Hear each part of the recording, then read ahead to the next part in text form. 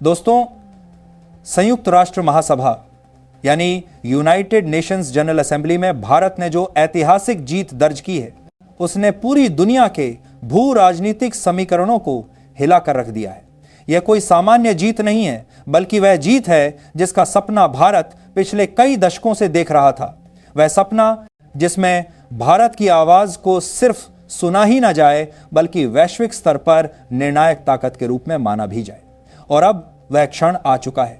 भारत ने संयुक्त राष्ट्र महासभा में वीटो पावर सुधार का प्रस्ताव पास करवा लिया है और यह अपने आप में एक राजनीतिक भूकंप से कम नहीं है।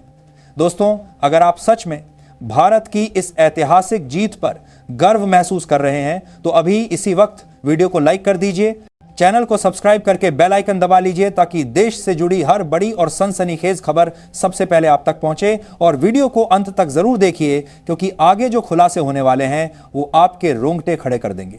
आप जरा सोचिए, दशकों से अमेरिका, रूस, चीन, फ्रांस और ब्रिटेन जैसे महाशक्तिशाली देश वीटो पावर का इस्तेमाल करके पूरी दुनिया के 190 देशों की राय को दबा देते थे। चाहे वह किसी युद्ध को रोकने का मामला हो, किसी मानवीय संकट में हस्तक्षेप की बात हो, या फिर किसी बड़े वैश्विक समझौते पर सहमति बनाने का मुद्दा हो, एक अकेले देश की वीटो पावर पूरी प्रक्रिया को ठप कर देती थी। यही वह अन्याय था, यही वो असमानता थी जिसके खिलाफ भारत लगातार आवाज उठाता आ रहा था। लेकिन सालों साल भारत की इस आवाज को या तो नजरअंदाज किया गया या फिर कूटनीतिक वादों में दबाकर भुला दिया गया। पर इस बार भारत ने कूटनीति का ऐसा पासा फेंका जिसने पूरी दुनिया को चौंका दिया। भारतीय समय के मुताबिक देर रात जब महासभा में विशेष बैठक बुलाई गई तो माहौल में सन्नाटा छा गया था। सबको लग रहा था कि यह प्रस्ताव भी शायद पिछली बारों की तरह टल जाएगा। लेकिन जैसे ही इलेक्ट्रॉनिक वोटिंग शुरू हुई, एक एक करके देशों ने यस बटन दबाना शुरू कर दिया। देखते ही देखते हॉल की बड़ी स्क्रीन पर आंकड़े तेजी से बढ़ने लगे। 50, 70, 100 और फिर 145 से भी ऊपर। जब गिनती 146 पर पहुंची तो पूरा हॉल तालियों की गड़गड़ाहट से गूंज उठा।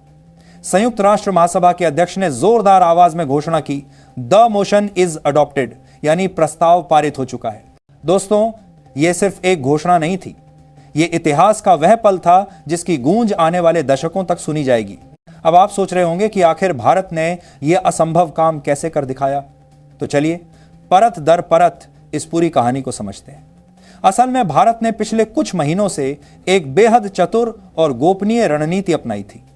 भारत ने सबसे पहले अफ्रीका, लैटिन अमेरिका और एशिया के उन देशों से संपर्क बढ़ाया जो पहले से ही सुरक्षा परिषद में सुधार की मांग कर रहे थे।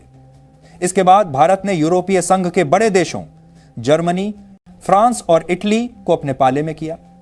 जब इन देशों ने खुलकर भारत के समर्थन में बयान दिए तो पूरा माहौल ही बदल गया। सबसे बड़ा झटका तब लगा जब अमेरिका और ब्रिटेन जैसे परंपरागत वीटो धारक देशों के कुछ सांसदों और रणनीतिकारों ने माना कि भारत की मांग बिल्कुल जायज है और दुनिया को एक समान प्रतिनिधित्व चाहिए। बस यहीं से हवा का रुख बदल गया। भारत ने पर्दे के पीछे इतनी चुपचाप और प्रभावी डीलिंग की कि बड़े बड़े देशों को भी खबर नहीं लगी और जब प्रस्ताव महासभा में पेश हुआ तो विरोध करने वालों की संख्या मुट्ठी भरी रह गई। रांची तरह से प्रभावी डीलिंग के बाद अप्रैल के दौर की समाज। दोस्तों, यही वह क्षण था जब भारत के कूटनीतिक दांव ने तुर्की और सऊदी अरब जैसे विरोधी देशों के चेहरे से रंग उड़ा दिया। दोनों ही देश लंबे समय से भारत के खिलाफ मुस्लिम ब्लॉक खड़ा करने की कोशिश कर रहे थे, खासकर कश्मीर और मुस्लिम मुद्दों को लेकर।